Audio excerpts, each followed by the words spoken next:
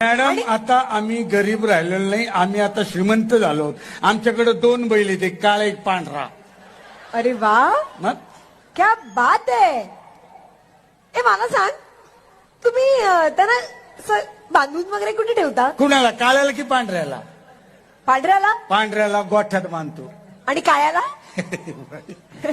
गोठ्यातच. त्यांना असं पाणी प्यायला वगैरे कुठे घेऊन जाता? कुणाला, काळ्याला की पांढऱ्याला? काळ्याला. काळ्याला नदीवर. आणि पांढऱ्याला? त्याची लय नाटक बाई. सोमवार मग नदीवरच.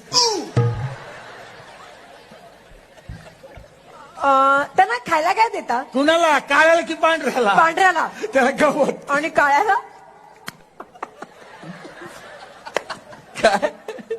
गवत.